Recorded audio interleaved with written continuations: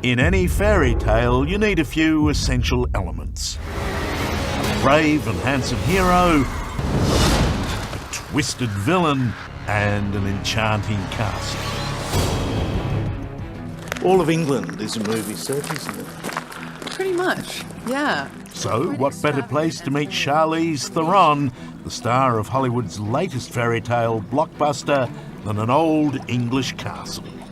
You know, people met ends as bloody as anything that ever happened in one of your movies here. Well, then it's very suited for us to be here, don't you think? I did that on purpose. Yeah, good, good. Shall we enter within? Yes, welcome to my humble abode. Charlize. It's a great name. I take it it's a feminine abstraction from my name, Charles. Yeah, I think so, yeah. My mother is very mysterious about it. Do you get Charlie? Yeah. Some of my friends call me Charlie. Some of my friends call me Chuck. Chaz. Yeah, I get Chuck in America. Yeah. In Australia, Chuck means something else entirely. The Charlize Theron story is one of contrasts. Diamonds are dead. Beauty and the Beast. Glamour and grit. You look good. Yeah. And personal triumph over tragedy. Thank you. And perhaps most striking of all is how this most beautiful 36-year-old is drawn to the darkest and most unattractive of characters. What are you doing? Thank you, Judge. And may you rot in hell. I don't think of myself as someone who is attracted to darkness or heaviness. I'm a very, very light person. It's the fact that it's complex and layered, and maybe I believe that the world is that, not dark, but complex. And sometimes not pretty. I don't believe in kind of sweeping those things under the rug, because I am really comfortable looking at those things. I always thought you'd be a serious woman. Well, I am. So, I mean, I don't spread the rumor that I'm not. No. Yeah, no, don't tell people that, please. You're very serious about your craft. Yes, but not. Or am I bringing a serious side on you? No, I hate people who think they're curing cancer doing this. I really do. I'm not earnest Yeah, about so it. do I. I think it's such a great gift. It's like being in a circus. This is a career that began as more style than substance. South African-born Theron stepped into the limelight as a model. And it proved the perfect grooming for one of her first Hollywood roles as a supermodel with the peculiar sensitivity in the Woody Allen film Celebrity. Meaning every part of me gives me erotic pleasure. I think every actor dreams to be in a black and white film. And I got to be in a black and white film directed by Woody Allen, and that to me was incredible, absolutely incredible. Of course, your role was extraordinary. You were a very sexy supermodel who, when touched anywhere on her body, experiences Hunger. Of the sexual Rapture, kind, yeah. yes. There's nothing like being a model turned actress. And so I always vowed I should never do that and leave it to Woody Allen, the one and only person who could get me to go and play a model. But it was her ability to play a monster that catapulted Charlize Theron from being just another attractive actor You want some money? to becoming Hollywood royalty. I'm a hooker. And I'm trying to clean my life up here, go straight and Christian and all, so. Her 2003 role as the real-life serial killer Eileen Wuornos in Monster was described as one of the greatest performances in modern cinema. Never made me feel more beautiful in my life. Certainly, it was one of the great transformations, and for Charlize, her greatest challenge. Usually I would walk into rooms and be like, I can do this.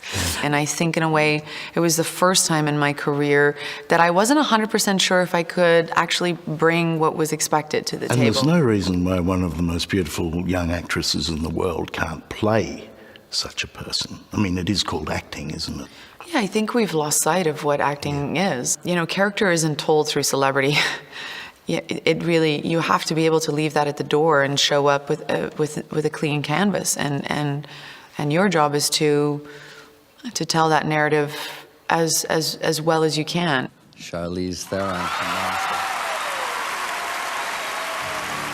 It really was, as they say, an Oscar-winning performance. You know, that was my princess moment. It really, truly was. You can't be jaded about that, you know? That was a really, really nice thing. No, you can't be jaded about the first one. Hey, the double whammy. You can be somewhat jaded with the second one. Yeah, of course. The double whammy. That Meryl Streep is one jaded bitch. So I'm gonna thank everybody in South Africa, my home country. She was the first South African woman to win an Oscar.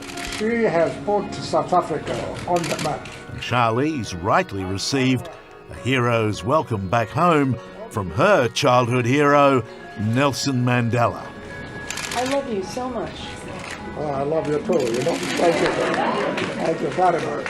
Yeah. I remember just having tea with him, tea and a dessert in South Africa that we call koeksisters. It's a dessert that it's incredibly sticky. And he was touching my Oscar, and then I left, and there were all these sticky, sugary fingerprints of his on the Oscar. And I was like, I'm never cleaning this Oscar ever again. He is a great man. Yes, amazing. Yeah. Let me sign this? Yeah? It was a remarkable homecoming for the girl who grew up on a farm on the outskirts of Johannesburg. But if the landscape appeared idyllic, family life was far from it. At the age of 15, Charlize witnessed her mother shoot and kill her father in what was judged to be an act of self-defense. How do you come from something like that and just go on to have this stellar career? I think if you haven't dealt with it, then you're affected, but I've completely dealt with it. It's something that happened a very long time ago. And the reason why, you know, it's just kind of tiresome to always talk about it is because it feels like people want that to be the thing that defines me. And maybe the reason that I am as healthy about it is because I won't let something like that define me. Give this wretched world the queen it deserves. Theronz is fabulously evil in the soon-to-be-released Snow White and the Huntsman. I should have killed her when she was a child. This is a spectacular, if not dark, adaptation of the classic. The original story written by the Brothers Grimm is incredibly dark. Yeah. And I kind of appreciate that because thematically they're strong and dark and real topics. And I don't know, maybe that's not necessarily bad for a teenager to witness. These fairy tales are ancient and they resonate in the human subconscious, in fact, don't they? Yeah, even in today's society, it still feels like you're holding up a mirror and seeing something reflected from that fairy tale into our society, and that's powerful.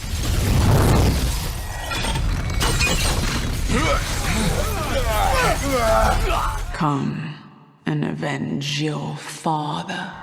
She basically sets up this whole war in order to meet her king. Excuse me. It's hay fever weather. Oh my God. Well, that's a first. I apologize. No, Wow, no. That came on no, so I think strong. I have the feeling that's made my story. That was an intense Theronz one. sneezing on camera. You haven't done that before, All have you? over you. Yeah, no, I've never done that. Wow, okay. In a celebrity-obsessed world, where even a sneeze can be an occasion, there is something refreshing about Charlize Theron. She's earthy, smart, authentic, and wise enough to calculate the odds and know just how lucky she is. I remember very vividly when I did my first role, I remember that I didn't sleep for like a week. I was so excited. I didn't need to sleep. And it was such an incredibly amazing feeling that I remember saying to myself, if I can go through my life paying my rent and putting food on the table, just doing this, that would be amazing. That would be a good life. And, you know, life's been really, really good to me. I've gotten that and a lot more. So there's nothing but gratitude. Hi, everybody in Taiwan. I'm Charlize Theron, and I'm in a new film called Snow White and the Huntsman, and I think you will really enjoy it. So please go see. I will give this wretched world the queen it deserves. Lips red as blood, hair black as night. Bring me your heart, Lady Snow White.